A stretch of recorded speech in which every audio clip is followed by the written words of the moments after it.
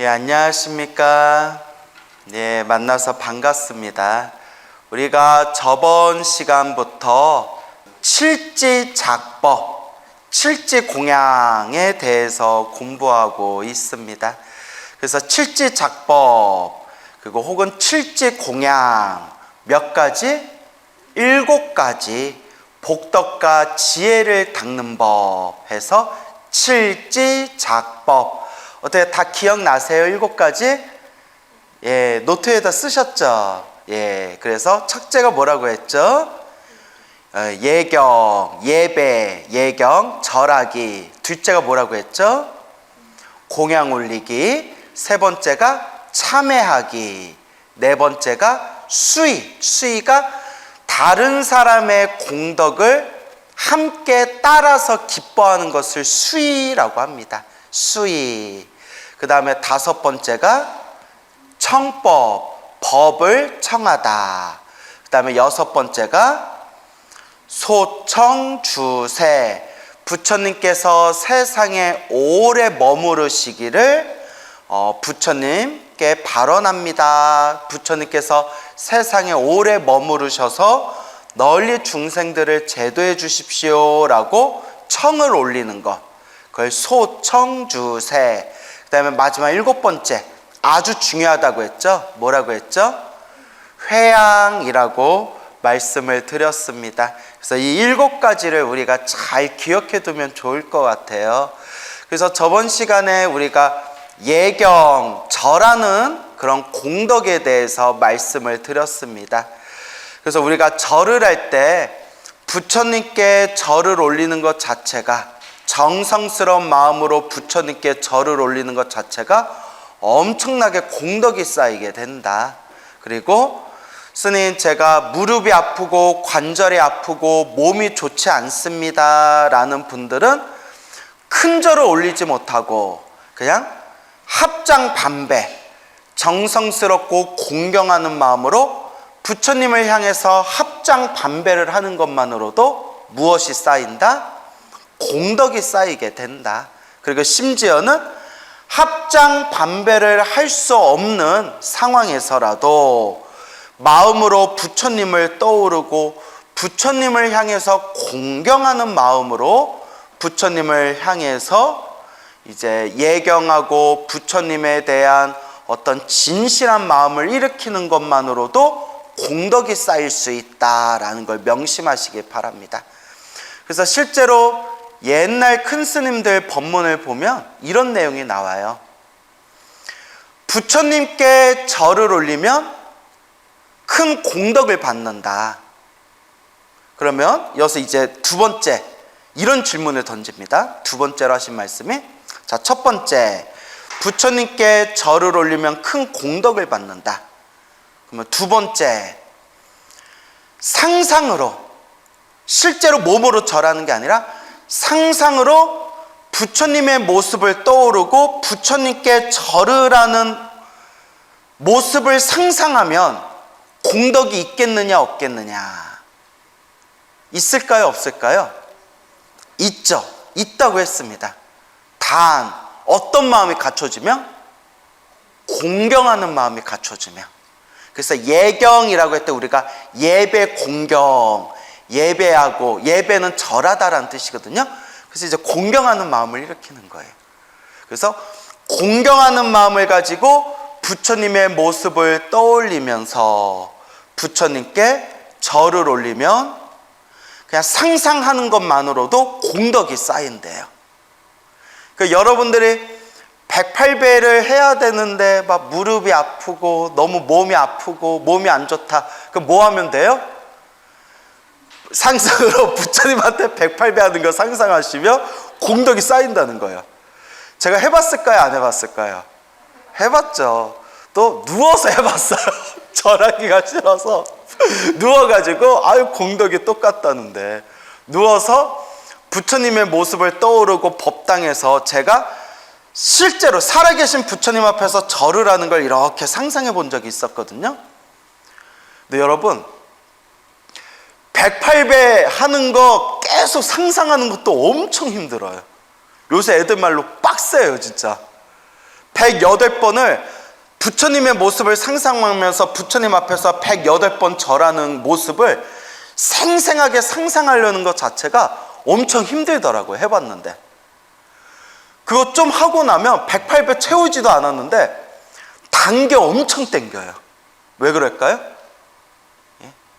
그렇죠. 에너지를 너무 많이 써가지고 뇌 에너지가 엄청 많이 소비되더라고요.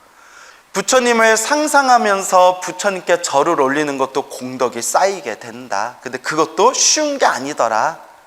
그래서 항상 우리가 부처님께 예배하고 공경 올립니다 라고 했을 때, 부처님께 절합니다 라고 했을 때 가장 중요한 핵심은 바로 부처님을 향한 정성스러운 마음, 부처님을 향한 간절하고 정성스러운 마음, 이것이 중요하다라는 것을 명심하시기 바랍니다. 알겠죠? 그리고 또 옛날 큰 스님 법문에 또 이런 내용이 나와요. 우리가 부처님이 세상을 떠나시고 난 뒤에 살아계신 부처님을 뵐 수가 없고 나무나 돌이나 철로 만든, 쇠로 만든 불상에다가 우리가 절을 해요. 그렇죠? 그러다 보니까 저도 잘 안 되는 건데, 저도 하다 보면 그냥 불상에 부처님께 절을 할 때 그냥 습관적으로 절해요. 습관적으로. 아이고 부처님 하고. 그런데 이와 같이 얘기하십니다. 큰 스님들께서 비록 불상일지언정 살아계신 부처님이다 생각하고 살아계신 부처님이다 생생하게 내 앞에 살아계신 부처님께 내가 2600여 년 전 살아계신 석가모니 부처님 앞에서 살아계신 부처님께 절을 올린다라는 마음으로 절을 하면 훨씬 더 강력한 공덕이 생기게 된대요. 여기서 우리가 조금 고민해 봐야 되는 게, 숫자에 집착해서 절을 하다 보면 그 마음을 놓치게 돼요. 동감하시죠? 숫자에 한 번, 두 번, 108배, 1000배, 3000배, 오늘 안에 절 몇 번을 채워야지, 이렇게 너무 많은 숫자에만 집착하다 보면 숫자 채우기 시 절로 흘러가 버릴 수가 있어요. 물론 그래도 공덕은 있어요. 3000배 하는 공덕이 얼마나 크겠어요. 하지만 정말 살아계신 부처님에게 내가 절을 올린다라는 마음으로 절을 하면 절하는 자세가 달라져요. 마음의 그 에너지가 좀 달라져요. 경험해 보셨죠? 분위기가 예, 경험하셨는데 대답을 안 하셨으리라 생각을 합니다. 예, 오늘 이렇게 많은 분들이 와주셨는데 너무 조용한 것 같아요. 예, 그래서 항상 부끄러움은 우리의 못. 자, 그래서 이와 같이 살아계신 부처님께 절을 올린다라는 마음으로 절을 해라 라고 또 선지식들께서 말씀을 하셨습니다. 그래서 이것도 되게 힘들어요, 여러분. 저도 해봤는데 정말 내 앞에 살아계신 부처님이 앞에 계셔서 살아있는 부처님께 내가 108배를 올린다, 108번 절을 하면서 정말 살아계신 부처님께 내가 정성껏 절을 올린다라는 마음으로 108번 채우기도 쉽지가 않아요. 뭔가 에너지가, 마음의 에너지가 더 소비가 강하게 이루어져요. 그래서 이렇게 그냥 습관적으로 운동하듯이 절하는 거와 혹은 숫자 채우기에 급급한 절을 하는 거와 정말 생생하게 살아계신 부처님께 내가 절을 올린다 라고 했을 때 이 에너지가 완전히 변화되는구나 라는 것을 느끼게 됩니다. 그렇죠, 여러분? 그래서 절을 한다. 절을 하는 건 굉장히 좋은 습관이에요.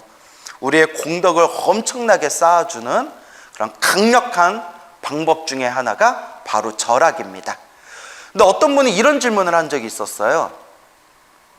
스님, 한때 108배 다이어트라는 게 유행했는데 108배 다이어트를 해도 공덕이 쌓입니까? 그러니까 마음의 공덕, 선업이 쌓입니까? 여기에 대해서 우리가 여러 관점에서 분석해 볼 필요가 있지만 일단 108배를 다이어트 용도로 절을 했을 때 공덕이 쌓이지를 않는다라고 보는 입장이에요. 물론 근거가 있어요. 다 어른 스님들 하신 말씀에 근거를 뒀을 때. 왜냐? 사실 절이라는 게 무릎을 굽혔다 폈다 굽혔다 폈다 하는 그냥 하나의 신체적 작용이에요. 신체 활동이지 않습니까? 근데 그냥 굽혔다 폈다 굽혔다 폈다 하는 그 신체 활동에 복과 선업과 공덕이 쌓이느냐 안 쌓이느냐의 가장 중요한 포인트는 뭘까요? 제가 계속 강조했던 거. 마음, 공경하는 마음. 부처님을 생각하고 불, 법, 승, 삼보를 공경하고 그리고 부처님께 간절하고 정성스럽게 다가가는 마음. 무슨 말인지 알겠죠? 그래서 이와 같이 불법성 삼보, 부처님을 향한 간절하고 정성스러운 마음이 들어갔냐 들어가지 않냐에 따라서 절을 하더라도 공덕이 쌓이느냐 안 쌓이느냐 이와 같이 갈리게 되는 거예요. 그래서 108배 다이어트는 순수하게 어떤 마음으로 그냥 절을 하는 거예요? 살 빼야지. 벌써 이 공경의 마음이 달라지잖아요. 그래서 우리가 절을 하든지 합장반배를 하든지 마음속으로 부처님을 떠오르든지 무엇이 있어야 그 공덕의 힘이 훨씬 더 강하게 쌓이게 된다? 마음, 공경하는 마음, 공경심이라는 것을 여러분들이 중요하고 명확하게 생각하시기 바랍니다. 알겠죠? 자, 그래서 우리가 이와 같은 관점에서 한번 우리가 살펴봤고요. 그 다음에 이제 절하기, 예경하기가 첫 번째고요. 두 번째가 공양하기입니다. 무엇하기? 공양하기, 공양을 올리다 라고 표현하죠. 공양이라는 단어를 옛날 큰 스님은 이렇게 해석을 하신 분이 계세요. 공자가 바칠 공자예요. 바치다. 양이 기를 양자예요. 바치고 기르다. 자, 이걸 무슨 뜻이냐? 물론 이걸 여러 가지로 해석할 수 있겠지만 그 어른 스님께서 해석하신 말씀이 참 의미가 좋더라고요. 부처님이나 거룩한 분들에게 바치고 보시하고 바치고 나의 복덕과 지혜를 기르다, 기를 양. 이렇게 이제 해석을 하시는 거예요. 바침으로써 그 인과법, 내가 지은 복은 내가 받는다는 인과법의 에너지에 의해서 내 복덕과 지혜가 기를 양, 자라나다, 길러지다 라는 뜻입니다.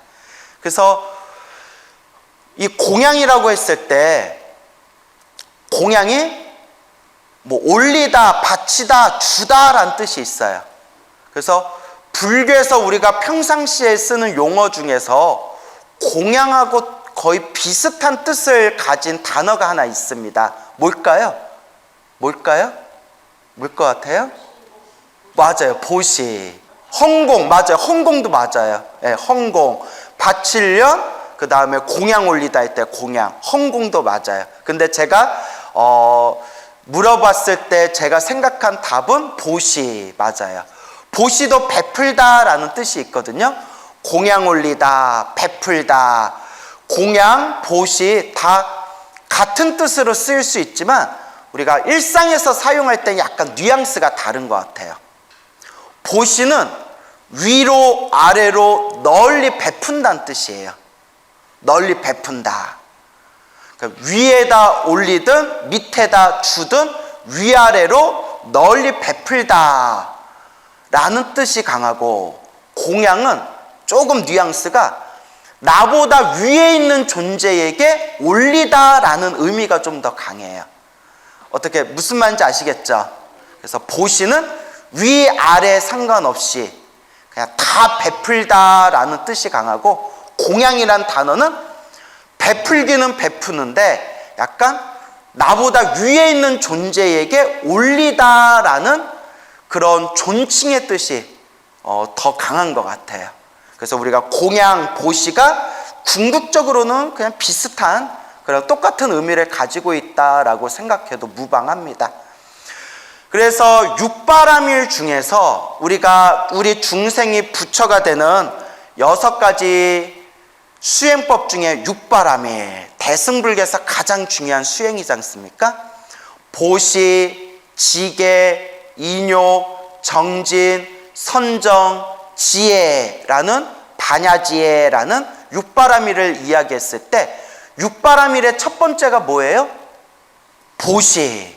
그래서 왜 육바라밀의 첫 번째가 보시인가라는 부분에 대해서 그 옛날 큰 스님들이 또 많은 해설을 하셨습니다.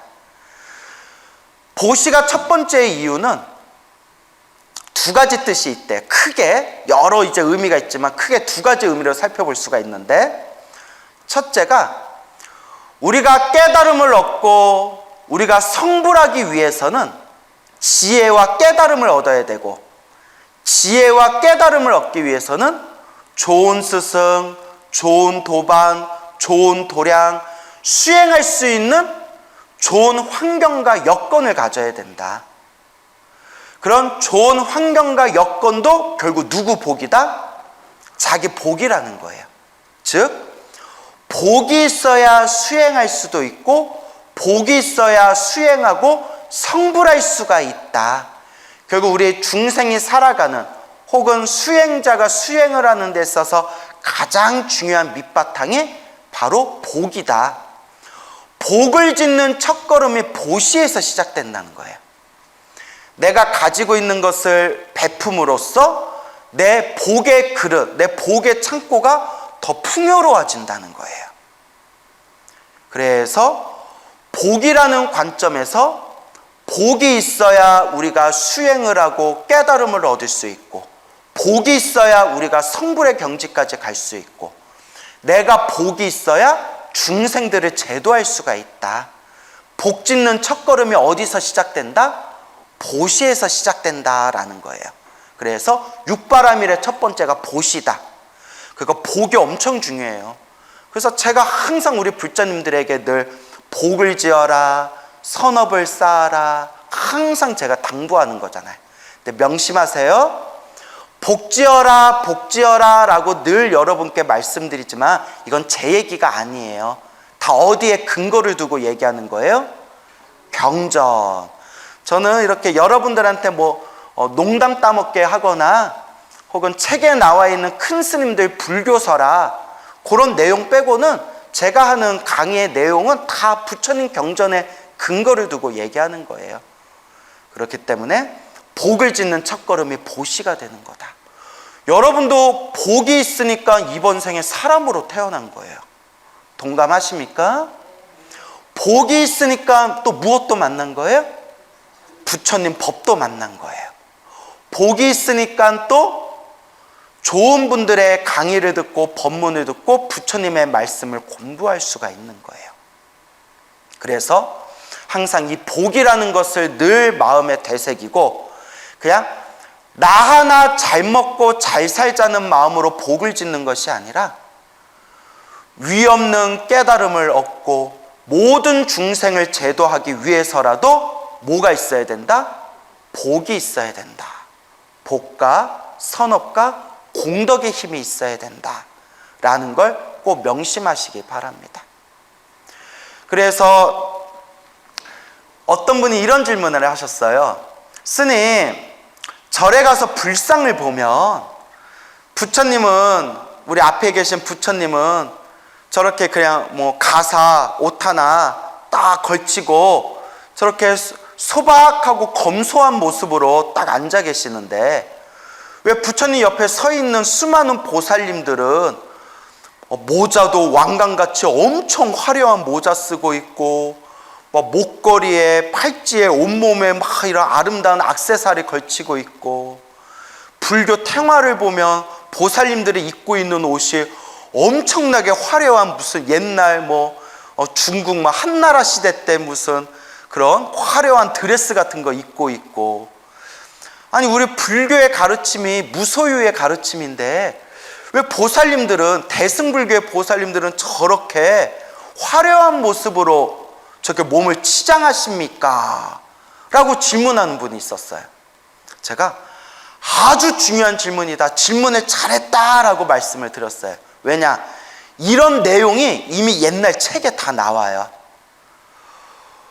부처님은 왜 검소한 모습으로, 검소하고 소박한 저런 모습으로 왜 불상이 조각되어지고 왜 저런 모습으로 우리 중생들 앞에 나타나시냐? 부처님은 아무런 집착이 없어요. 부귀영화를 누린다는 집착도 없고 굳이 검소하고 소박하게 살아야 된다라는 집착도 없으세요. 모든 집착이 다 소멸하신 분이에요. 당신은 집착이 없지만 중생들에게 무엇을 보이셔야 된다? 모범을 보이셔야 된다. 부처님은 우리 모든 출가자, 스님들의 스승이시잖아요. 그리고 부처님도 엄밀히 말하면 출가자예요. 출가자. 머리 깎고 가족 형제 처자식 다 버리고 머리 깎고 거친 옷을 입고 출가하신 출가자세요. 그래서 부처님은 출가자로서의 모범을 보이시는 거예요. 그렇지 않으면 야, 부처님도 저렇게 좋은 옷을 입고 사셨다, 부처님도 저렇게 좋은 신발 입고 사셨다, 부처님도 저렇게 좋은 차 끌고 사셨다, 이렇게 훗날 불자들이 부처님에 대해서 오해하고 부처님을 핑계로 삼아서 사치스러운 삶을 살 수가 있다는 거예요. 부처님은 이런 것까지 다 꿰뚫어 보시고 출가자로서 혹은 수많은 불제자들 앞에서 모범을 보이시기 위해서 저렇게 검소하고 소박한 모습으로 항상 나투시는 겁니다. 너무 멋있죠? 부처님은 완벽하세요. 그러면 보살님들은 왜 저렇게 사치스럽습니까? 자, 이 부분에서 뭐라고 얘기하느냐? 우리 보살님들은 몇몇 보살님들 빼고는 다 제가자의 모습으로 나타나신대. 무엇의 모습으로? 제가자. 그러니까 머리 기르고 있고 옷도 속복을 입고 있잖아요.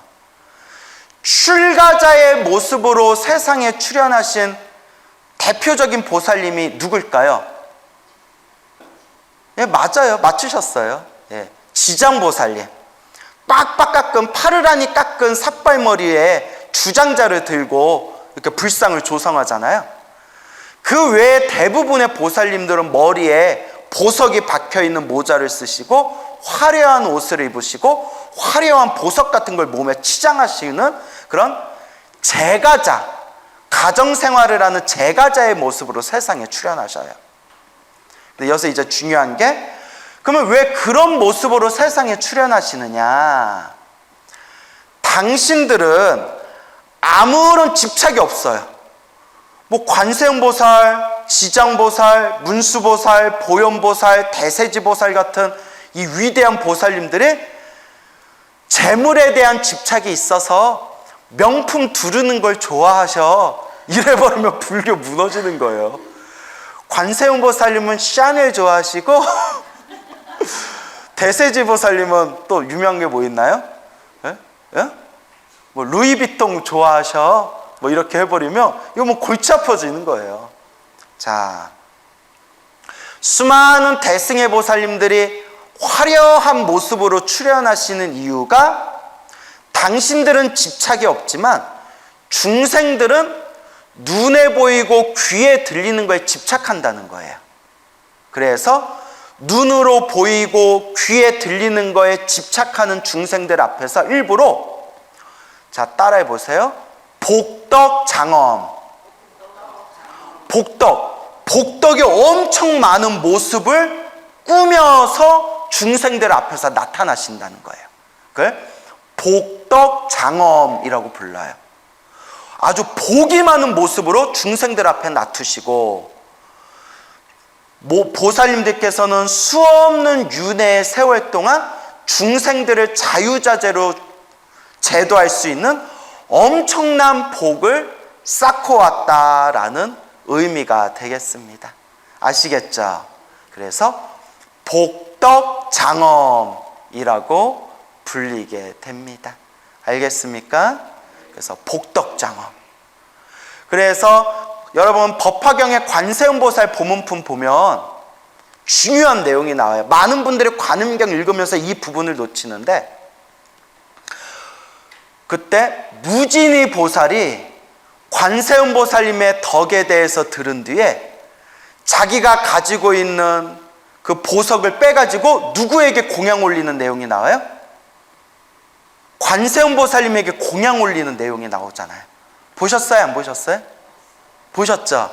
다들 뭐 긴가민가 나오잖아요. 예? 예. 그래가지고 무진이 보살도 관세음보살님께 공양 올리는 내용이 나와요. 그러니까 보살들도 복을 짓는다는 거예요.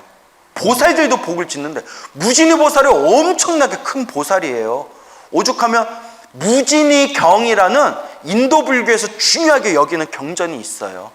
관세음보살 보문품에서는 무진이 보살이 약간 보조 출연자처럼 나타나지만 실제로 무진이경이라는 경이 있을 정도로 아주 깊은 깨달음을 얻으신 보살님이에요. 그 무진이 보살조차도 관세음보살님께 공양을 올리고, 관세음보살님께서도 받지 않으려 하세요. 재물에 대한 집착이 없으세요. 받지 않으려 하니까 왜 그래, 뭐 또 사람들이 있는 데서 이런 걸 주고 그래. 그때 부처님께서 받아라 하니까 관세음보살님이 받기는 받되 그걸 어떻게 하시죠? 그렇죠. 두 몫으로 나눠서 하나는 석가모니 부처님께 바치고 하나는 이제 다보 부처님께 올렸다라는 내용이 나옵니다. 그렇죠. 여기서 무진이 보살도 복을 지으려 하고 관세음보살조차도 공양을 올리는 모습을 중생들에게 보여주고 계시는 거다. 이런 대보살님들께서도 복 짓는 것을 게을리하지 않으신데 우리 중생들이 어찌 복을 짓고 공양 올리는 것을 어찌 게을리할 수 있겠는가라는 그런 내용들에 이렇게 짚어가지고 큰 스님들께서 해석을 하십니다. 그만큼 이제 복 짓는 게 중요하다는 겁니다. 그래서 이 복을 짓는 첫걸음이 바로 어디서 시작된다? 보시에서 시작되고, 이게 이제 첫 번째 의미고요. 복 짓는다라는 의미고, 두 번째 의미는 우리가 깨달음을 얻는데 가장 큰 장애가 나다, 내 것이다라는 집착이래요. 이걸 금강경에서 아상, 인상, 중생상, 수자상이라고 얘기했고, 수많은 불교 경전에서 아집이라고도 얘기하고 아만이라고도 얘기하고, 그래서 하여튼 나다, 내 것이다라는 집착이 깨달음을 얻는데 가장 큰 장애가 되는데, 나다, 내 것이다라는 집착을 부시는 가장 좋은 수행 방법이 바로 무엇이다? 베푸는 거래요. 놓아버리는 거. 내가 가진 걸 누군가에게 주는 거. 사람은 누구나 내 걸 계속 움켜쥐고 싶거든요. 그렇잖아요. 아니 솔직히 말로 저도 막 스님들한테 공양을 많이 올리거든요. 나름대로 스님들께 공양 올리지만 내가 그거 모아놨으면 내가 차를 한 대 샀을 거야. 고급 차를 하나 샀을 거예요. 스님들한테 공양 올린 것만 모았어도. 그러니까 누구든 내가 차라리 그 돈 쥐고 있었으면 나를 위해서 썼을 텐데, 누구나 이런 내 것에 대한 집착이 있거든요. 그런 마음을 부시는 것, 나다 내 것이다라는 집착을 부시는 첫걸음이 바로 무엇이다? 놓아버리는 것, 보시라는 거예요. 그래서 옛날 큰 스님들 또 해설서에 보면 이런 내용이 나옵니다. 보시를 하면 마음이 부드러워지고 유연해진대요. 그러니까 꽉 쥐고 있는 마음으로는 보시를 할 수가 없어요. 자꾸 보시하는 습관을 들이며 점점 내 마음이 부드러워지고 유연해지고 그만큼 선정, 삼매, 지혜를 얻는데 훨씬 더 유익한 마음으로 발전이 된다라고 강조를 하십니다. 그래서 공양올리다, 우리가 보시하다라는 의미를 사용했을 때 육바라밀의 첫 번째가 되는 이유가 첫째, 무엇을 짓는데 으뜸이다? 복을 짓는데 첫 번째 으뜸이고, 둘째, 무엇하는 강한 작용이 있다? 나다, 내 것이다 라는 집착을 부수는 강한 작용이 있다 라고 말씀하셨습니다.